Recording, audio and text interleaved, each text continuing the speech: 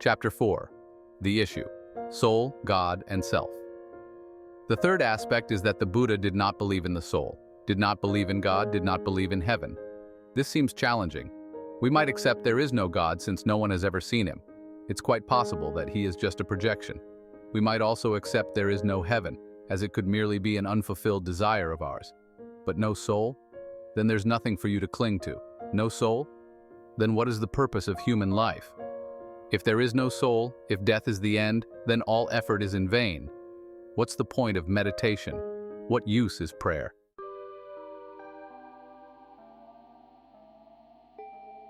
The concept of self and separation.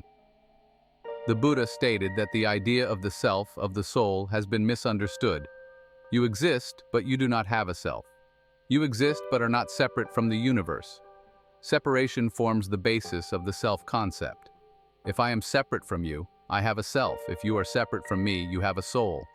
The Buddha said, existence is one. There are no boundaries. No one is separate from another. We live in an ocean of consciousness. We are one consciousness, but are deluded by the separation of our bodies, deceived by the boundaries of our minds.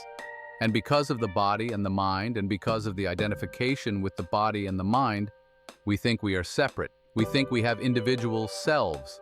The ego thus exists. For instance, look at a map. You will see America, but on the ground there is no America. It's only on the maps of politicians. On a map, North America and South America are separate, but deep below the ocean, there's only one Earth. All continents are connected. They are just one Earth. We are only separate on the surface. The deeper you go, the more the separation fades. When you reach the core of your being, suddenly it becomes universal. There is no self, no soul.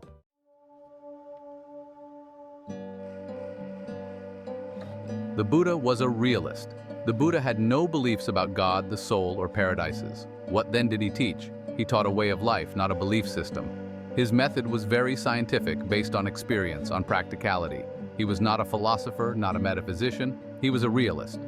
The Buddha said, you can change your life without needing to rely on beliefs. Indeed, those beliefs are obstacles to change.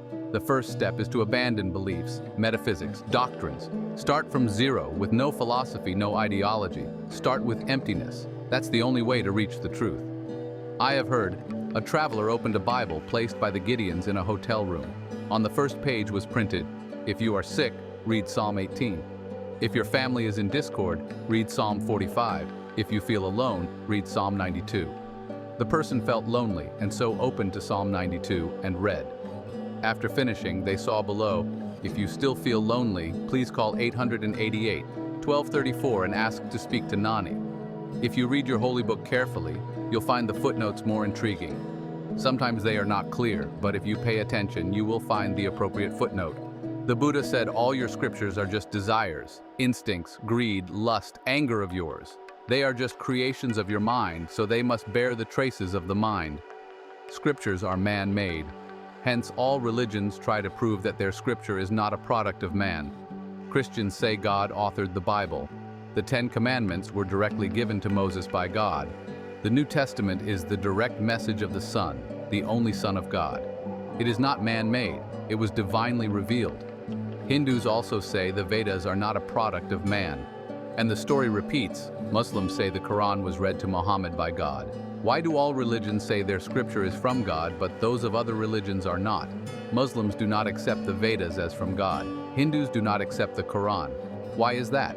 Because they know anything man-made will bear the marks of the mind, of desires. Buddha taught that all scriptures are man-made. He wasn't a fanatic, nor did he identify with any nationality, race, religion, or group. He was simply a beacon of his own light, and his teachings were the purest messages of truth. Here's a story a friend once shared with me. During a period of holy war, followers in Ireland asked their religious leader to select a site for his future tomb as he might be killed at any moment. 3 locations were proposed, and he chose the least expensive one against the council's preference. When asked why he chose such a modest place rather than the 2 picturesque locations, he replied, "Dear friends, I appreciate your generosity, but I will not lie there for more than 3 days." So why waste it? The implication here is akin to the Christian belief that Christ died and resurrected after 3 days. He insinuated he had the same divine power. Such outlandish notions have no place with Buddha, who would hesitate just as Laozi would. Only these two figures are known for their reluctance. Sometimes their hesitation may not leave a strong impression on you. In a world full of confusion, you might seek someone with absolute confidence for reassurance. Hence, fanatics, who may have little to say but pound the table emphatically and shout loudly, seem knowledgeable. They're so certain that they create a feeling of certainty, which is what many troubled people desperately need. Meeting a Buddha might not capture your attention, as he doesn't make loud proclamations or display certainty, because he knows more profoundly than anyone that life cannot be summarized in simple statements. No statement can wholly encapsulate truth. Everything is relative.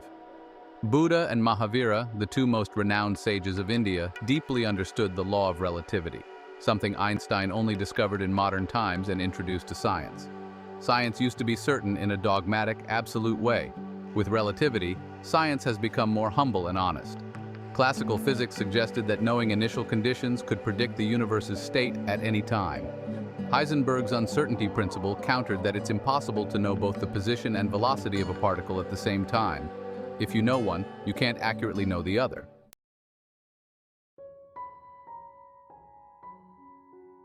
The more ignorant, the more dogmatic. In India, Buddha and Mahavira introduced the concept of relativity to religion, stating that truth cannot be fully expressed, that absolute declarations are impossible, and at best, we can only hint at it. Any direct pointing is impossible because of the immense and expansive nature of truth. Hence, a truly enlightened person must naturally hesitate. This hesitation is a sign of profound awareness.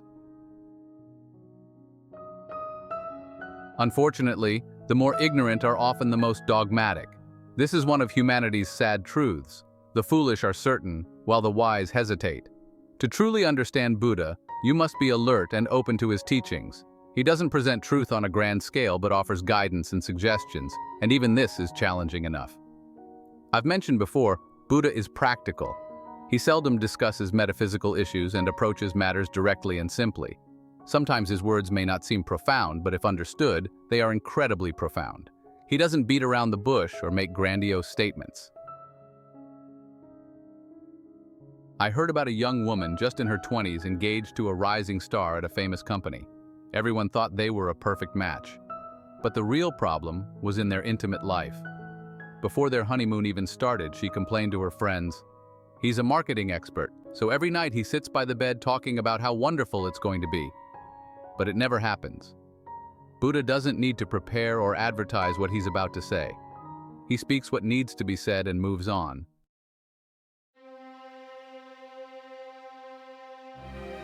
Driven by selfish desires. He says, driven by selfish desires, people pursue fame and wealth, but ultimately they waste years. If you're engrossed in worldly fame and forget the spiritual path, you've gone astray, wasting your efforts uselessly. It's like incense. No matter how fragrant, it will be consumed by its own fire. A simple and practical teaching. Driven by selfish desires, people chase after fame and wealth. In common language, a desire is considered selfish if it harms others, and you don't care about them. Even if it harms others, you do everything to satisfy that desire. You are said to be selfish if you only care about yourself. But when Buddha speaks of selfish desires, he means if a desire is based on the notion of a soul, it's selfish. For example, if you donate millions to build hospitals, schools, or provide food and medicine to the poor, no one would call you selfish, but Buddha would say it's selfish, if motivated by the soul. If you think giving so much money will earn you merit and heavenly rewards, that's a selfish desire. It harms no one, and in fact you are appreciated by everyone. You are seen as a philanthropist, a virtuous, holy, compassionate person. But Buddha would judge whether a desire is selfish based on its motive. If you give without any motive, it's not selfish. If there's a motive behind it, whether you're conscious of it or not, that you'll be rewarded in this life or the next, it's selfish. Anything driven by the ego is selfish.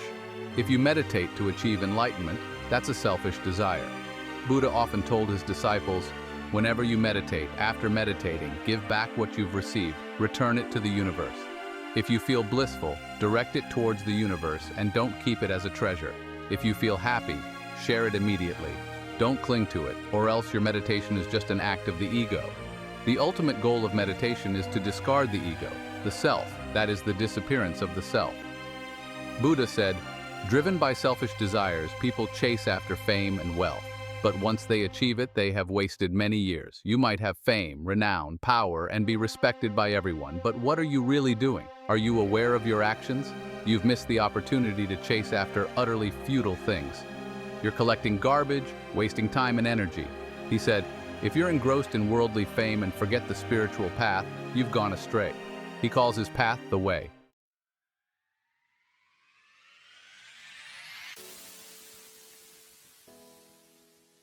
Chapter 5. There is no death. The Buddha taught not to worry about the outcome, for it will happen on its own. All you need to do is follow the path that unfolds. You don't even need a reason to seek the outcome, as the joy found in meditation, prayer, and giving is enough. You practice the path simply because you enjoy it, not for any merit, and you shouldn't turn it into a commercial exchange. Time flies like an arrow. Each moment that passes will never return. The Buddha said, "Do not waste time on foolish pursuits. Fame is foolish, meaningless. Even if the whole world knows you, it won't make you richer. How could it make you happier? How could it make you smarter, more aware, more vigilant, more alive? Since you do not cultivate your character," he said, "you have strayed, and you waste your efforts in vain. It's like burning incense. No matter how fragrant, it will be consumed by its own fire. Life is like that. Every minute that passes is burnt away. You are always on the funeral pyre because with every moment death comes closer, and with every minute you become less alive. Therefore, before this opportunity passes," the Buddha said, "reach the state of no self. Then there will be no death. There will be no suffering. If so, you will not need fame, power, or reputation. In fact, the more empty you are inside, the more you chase after fame, because it helps you fill that void. The more you lack within, the more you pursue wealth, because it helps you forget that poverty. I often see that when people lack love, they eat like pigs. Whenever they argue with a loved one, whenever they are not loved or cannot love, they eat all day, not knowing whether the food tastes good or not. Why is that? Why do they need to eat? Because they feel lonely, and that emptiness frightens them. If you are happy within, you won't care about fame. Only the unhappy seek glory. If you know who you are, why does it matter if others know you? But if you do not know who you are, you will want others to recognize you. You will collect opinions from others, what they think about you, and from those opinions, you create an image. Yes, that's me. People say I'm smart, so I must be smart. You're not quite sure. But if you truly knew, why would you depend on others' opinions? When you look into others' eyes, you see your own reflection. You do not see yourself, so you beg, "Tell me who I am. Tell me I am beautiful, that I am charming, that I am graceful." Do you see your begging? Talk about my body, my mind, my understanding. Please give me a few words. You will grasp at others' opinions. If the opinion is not good, you will get angry. That person tarnishes your beautiful image if they think poorly of you. If the opinion is good, that person enhances that image and you feel even more pleased. You rejoice when someone applauds. Why? Because you do not know who you are, you must search. You ask others, "Who am I? Tell me." So you rely on others. Ironically, they do not know who they are either. Beggars seeking from one another. They also seek you for validation. It's a mutual deception. A man meets a woman and says, "You are so beautiful, so charming." And she responds, "I have never met anyone as handsome as you." That is mutual deception. They might call it love, but it's just mutual deceit. Both want a certain quality, and both satisfy each other.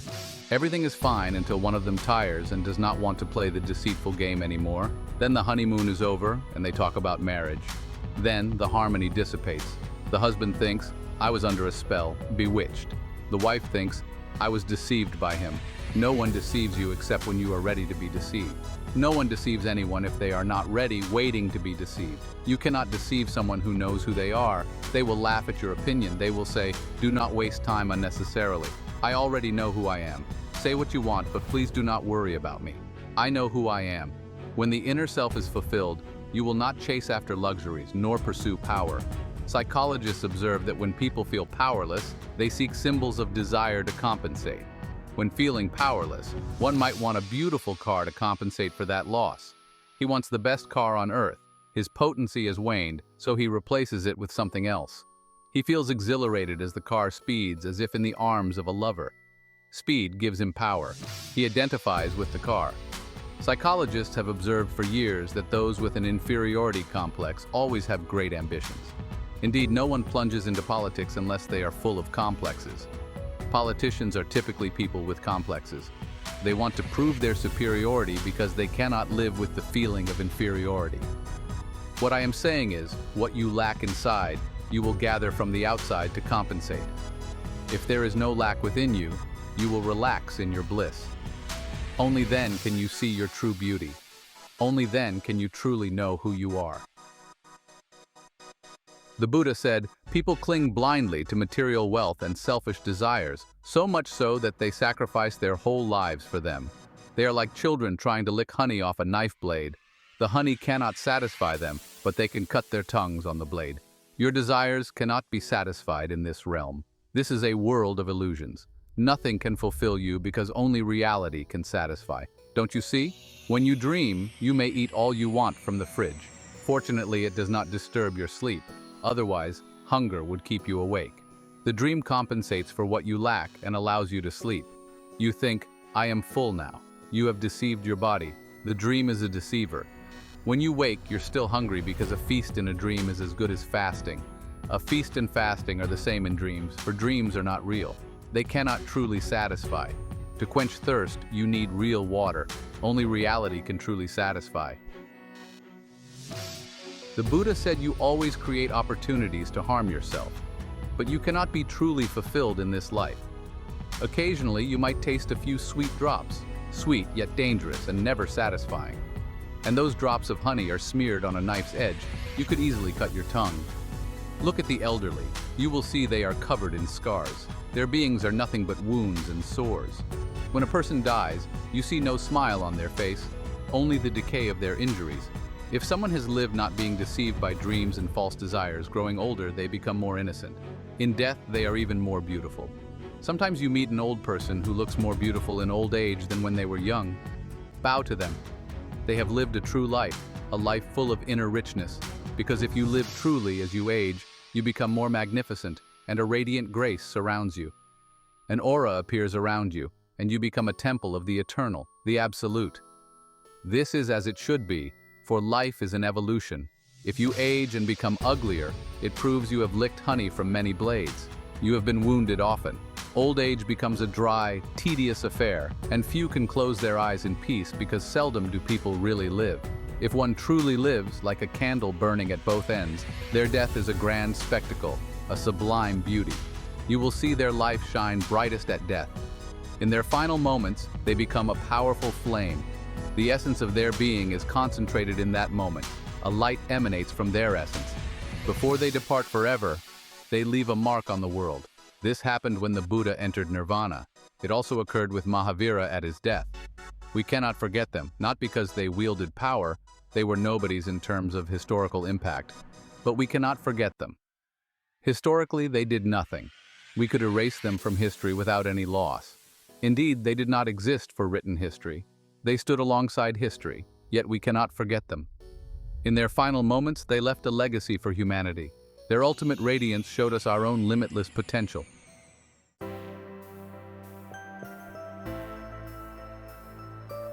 Conclusion: seeing and believing. The Buddha repeatedly told his disciples, Ehipassiko, come and see. They were thinkers with a scientific mindset. Buddhism is the most scientifically compatible religion in the world. Therefore, as Buddhism grows in popularity, as humanity becomes more enlightened, the Buddha becomes increasingly significant. It must be so. As more people understand science, he becomes more appealing to them because he resonates with scientific minds. He often said, what I teach can be practiced, and I do not say believe this, but rather test what I say, experience it, do not just believe. Beyond that, there is nothing that needs to be believed.